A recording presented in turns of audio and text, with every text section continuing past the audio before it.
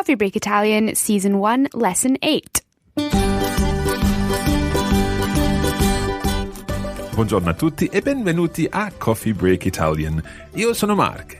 Ciao a tutti, io sono Francesca. Sono Katie. And we're delighted to be back again with another episode of Coffee Break Italian for you. If this happens to be the first episode you've been listening to, then please feel free to head over to coffeebreakitalian.com, where you'll find all our previous episodes. Or indeed, you can listen on iTunes, on your podcasts app, on your mobile phone or iPad, and indeed on SoundCloud, where you can learn Italian from scratch with our team. Allora, Mark, come stai oggi? Oggi sto benissimo, grazie. Sono pronto per questa nuova lezione. E tu, come stai, Francesca? Sto bene, ma questa settimana ho molto lavoro. Ah, poverina. E Katie, come stai? Oggi sono stanca. Sei stanca? Sì. Now, tell us why you're tired. Well, for the past few days I've been in Copenhagen. Ah, and which country in Italian is Copenhagen in? Danimarca. Danimarca, perfetto. Ma sei stata in vacanza in Danimarca? In vacanza? On holiday? Esatto. I was, yes. And how was it? It was great. It was a little cold. I'm imagining a little colder than Italy, but it was wonderful. Excellent. Okay, it's time to start this lesson for today. We've already been listening to some Italian, but it's now time to take things a little further. In this lesson, we're going to be talking more about places in the town to help you find your way around while you're on holiday and vacation in Italy. And we'll also be taking our Italian grammar a bit further today. Allora, siamo pronti? Sì. Prontissimi. Cominciamo.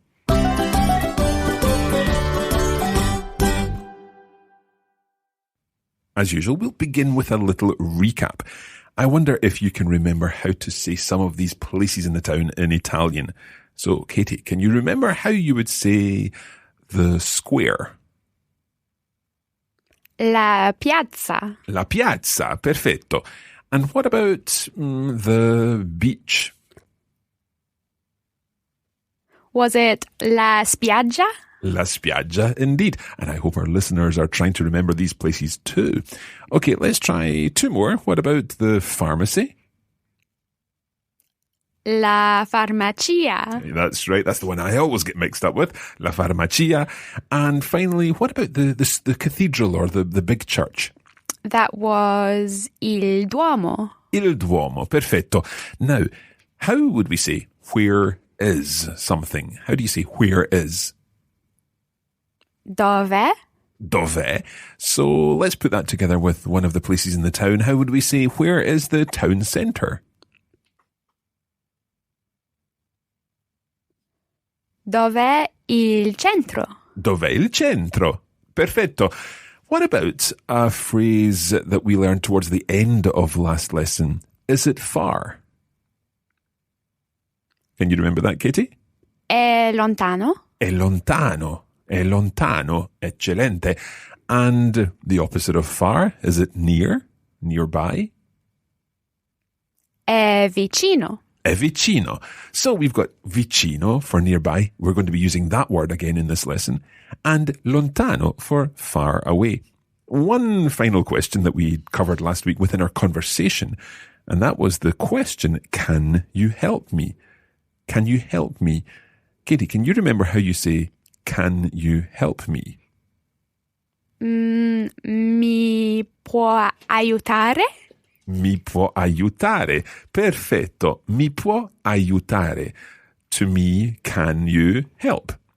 Mi può aiutare. Perfetto, sì. Okay, so today we're going to build on the words and phrases that we learned last week, and we're going to start by adding in a few extra places in the town. We'll introduce these words, and I want you to see if you can recognize anything about them, because we're going to talk about that afterwards. First of all, the word for a place that we hope that you'll not need while you're on holiday, the hospital. L'ospedale. Listen again to Francesca. L'ospedale. L'ospedale. Okay, so that's the hospital. And let's add a couple more. What about the post office? L'ufficio postale. One more time. L'ufficio postale. L'ufficio postale. Good. So that's the post office and the hospital. Let's add in the travel agency. L'agenzia di viaggi. L'agenzia di viaggi.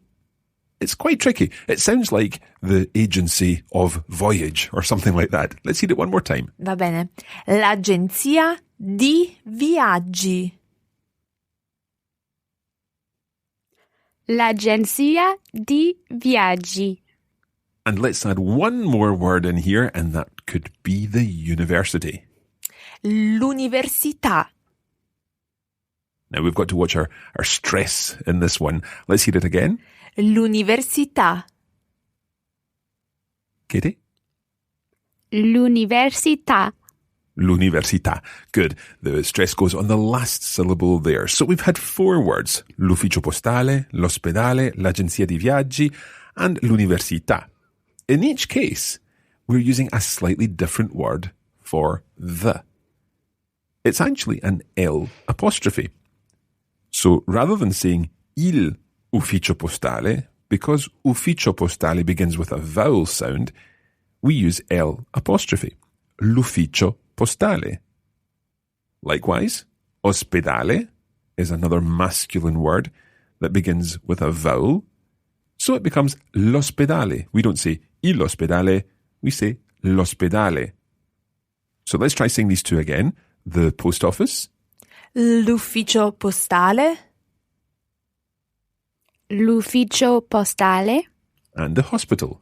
L'ospedale. L'ospedale. So 2 masculine words beginning with a vowel, and we use L apostrophe as the word for the. The same happens with feminine words. If we were to use the normal definite article, the word for the, with these feminine words, it would sound a little bit strange. For example, we couldn't say l'agenzia di viaggi. It sounds a bit funny. So we say L'agenzia di viaggi. So again, L apostrophe. We take off the A of la and we cover it with an apostrophe. L'agenzia di viaggi. L'agenzia di viaggi. L'agenzia di viaggi. And likewise, with università, beginning with a vowel, is a feminine word. So we say the university. L'università. L'università. Perfetto. Mark, can I tell a story? Certo. I always tell my students that when you take off vowel in Italian, you're a wee bit sad, so you cry a little bit, and that's why you have an apostrophe in Italian, like a little tear. Oh, that is a lovely story. Siamo romantici. Romantici. These Italians with their romantic ideas. Sì. It's lovely. Okay, so for example, if we take la agenzia di viaggi, we take the A out, so you've lost your A and you've got to cry a little. So you put in the apostrophe. L'agenzia di viaggi. Eccellente.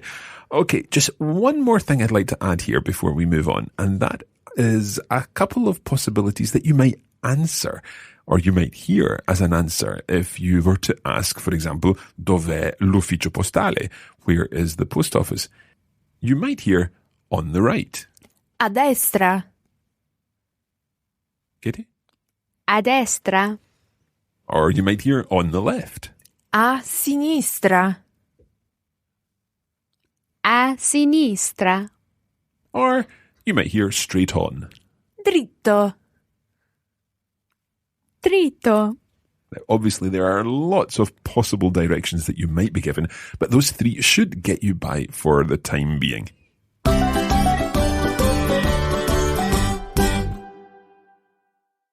Okay, so far in this lesson, we've been looking at the word for the. That's called the definite article. We've mentioned that a couple of times. We've had la for feminine words, il for masculine words, and then we also looked at L apostrophe for masculine or feminine words which begin with a vowel. Let's move on now, and we're going to listen to a conversation, and the situation is I am in town and I'm going to be asking for some directions, and Francesca is there to help out. So, Katie, I'd like you to listen to this conversation, And I want to see if you can work out what I'm asking.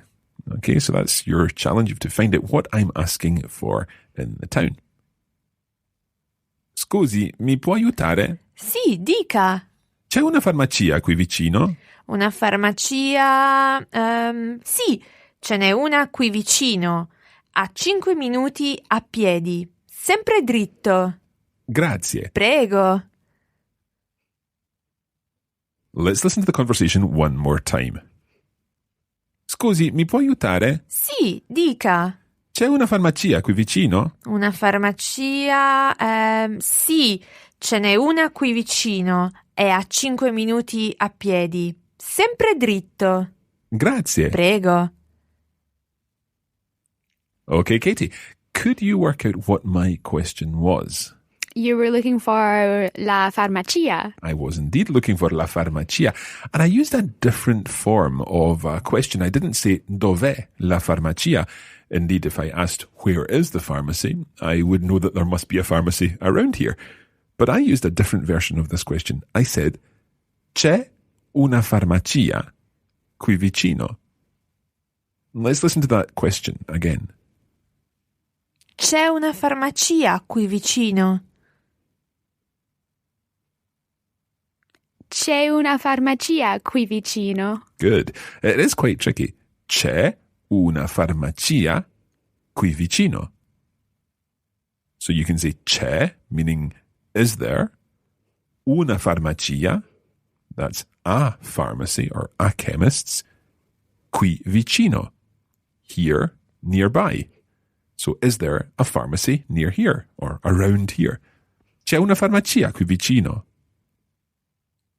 C'è una farmacia qui vicino. Okay, Katie, can you repeat? C'è una farmacia. C'è. C'è. C'è una farmacia. Ok, molto bene. It's perhaps more like a chess set than a chair. Oh, c'è. C'è. Does that work, Francesca? Sì, makes sense. Okay, so c'è una farmacia qui vicino. Katie, how would you say, is there a beach near here? C'è una spiaggia qui vicino? Perfetto. So you can use this c'è, qui vicino, with any of our words. But notice here, we're not saying la spiaggia or la farmacia. We're changing the word for the to the word for a. And that word for feminine words becomes una. So una farmacia, una spiaggia. Let's learn a couple more. Una libreria. Una libreria. Any guesses? A bookshop? Well done. Wow. You've used your knowledge of French there, I think. Have. It's not a library. It's not a library, that's right. Una libreria would be a bookshop. A library would be? Una biblioteca. Una biblioteca. So it's very like the French and indeed the Spanish words. So, una libreria, a bookshop. What about a baker's? Una panetteria. Una panetteria. So if you were desperate for a lovely Italian crusty loaf and you were looking for a baker's, how would you say, is there a baker's near here? C'è una panetteria qui vicino. Eccellente. Now, coming back to our conversation, when I asked Francesca if there was a farmacia qui vicino, she said... Sì, ce n'è una qui vicino. So that's a quite difficult phrase. Ce n'è una qui vicino. There is one of them nearby. Ce n'è una qui vicino. You don't need to worry about how this phrase is formed just now, as long as you understand it. Ce n'è una qui vicino. Try saying it. Ce n'è una qui vicino. And then the answer went on. È a 5 minuti a piedi. So, Katie, can you work out what that is? It's 5 minutes away on foot. Well done. A piedi is on foot. You might be able to work out piedi from words like pedestrian or pedicure, something to do with feet. So, è a 5 minuti a piedi. It's 5 minutes away by foot. And then the final part of this answer was? Sempre dritto. So, sempre dritto, always straight on. Just go straight ahead to find una farmacia. Okay, so we've looked at una for la words. La spiaggia becomes una spiaggia. La libreria, the bookshop, becomes una libreria, a bookshop. So let's think now about what happens with masculine words. We know il ristorante, the restaurant, and il parco, the park. What happens here is that they become un ristorante, a restaurant, and un parco, a park. So, Katie, can you work out how you would say, is there a restaurant nearby? C'è un ristorante qui vicino? Perfetto. C'è un ristorante qui vicino. Now, let's add in a couple of other masculine words. We could add in the word for a castle. Un castello. Un castello? Or a theatre. Un teatro. Un teatro?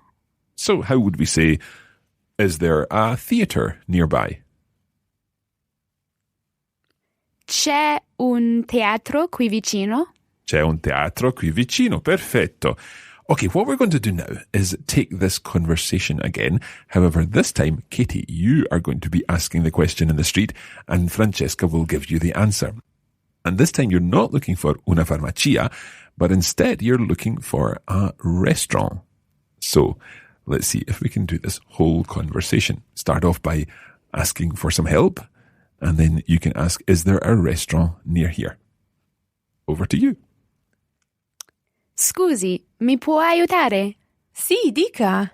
C'è un ristorante qui vicino? Un ristorante? Sì, ce n'è uno qui vicino. È a 10 minuti a piedi. È sempre dritto. Grazie. Prego. Eccezionale. Fantastic. Well done. Now, this time in the answer, something changed slightly. Listen again to Francesca's answer in response to the question, c'è un ristorante qui vicino? Sì, ce n'è uno qui vicino. So when we were looking for una farmacia, the question was answered? Sì, ce n'è una qui vicino. So that has to change depending on what it is you're looking for. Ce n'è uno qui vicino if it's a masculine thing, or ce n'è una qui vicino if it's a feminine thing. So let's review what happens with these definite articles becoming indefinite articles, the becoming a. We've got la spiaggia, the beach, which becomes una spiaggia, a beach. And we've got il ristorante, the restaurant, which becomes un ristorante. What happens with the words that begin with a vowel when we were using L apostrophe? Okay, that's a good question. And the answer is straightforward enough, certainly when you say it. When you write it, it's a little bit different. Let's take ufficio postale first. That's a post office. And ufficio starts with a vowel. Now, it's a masculine word, so when we say a post office, we would normally use the word un. So we'd say un ristorante, a restaurant, un parco, a park, and we say un ufficio postale, because we don't need to do anything. Un ends in a consonant, and the next word begins in a vowel, so there's nothing to miss out, as it were. Un ufficio postale. Un ufficio postale. So let's put this to the test. How would you say, is there a hospital near here? Hopefully you won't have to say that, but is there a hospital near here? C'è un ospedale qui vicino? Esatto. And with that word, with un in this situation, there's no apostrophe because we're not missing anything out. However, you probably know what's coming. Let's go back to agenzia di viaggi, the travel agency. Agenzia begins with a vowel, and when we say the travel agency, we say? L'agenzia di viaggi. L'agenzia di viaggi. Now, when we say a travel agency, then something happens. We say un'agenzia di viaggi, but there we have got an apostrophe because we really ought to say una agenzia di viaggi, but it sounds funny. We don't want to say una agenzia di viaggi. So we say un'agenzia di viaggi and we put in an apostrophe because we've lost that vowel. We are and we crying have to cry. a little bit. Yeah. Very sad. Un'agenzia di viaggi. Un'agenzia di viaggi. So, Katie, if you were feeling the need to learn some difficult material and you needed to ask, is there a university near here? What would you say? C'è un'università qui vicino. Bravissima. Perfetto. Okay, well, that is where we're going to leave this episode for today. Allora, è tutto per oggi. It is indeed all for today. Don't forget that you can head over to coffeebreakitalian.com to access all our information about this show. And if you'd like to access our video content, our lesson notes, and indeed the bonus audio, which will help test your Italian each week, then head over to coffeebreakitalianplus.com. Remember, you can practice your Italian a little bit more on the Facebook page at facebook.com/coffeebreakitalian. And as usual, if you are on Twitter, we are at Learn Italian. Excellent. Well, we'll be back next time. And next time, we're going to be teaching you some phrases which will help you deal with the language. You'll learn how to say that you don't understand and indeed that you speak a little Italian to encourage more Italian people to talk to you and give you more opportunities to practice. Allora, grazie e arrivederci. A presto, ciao! Arrivederci!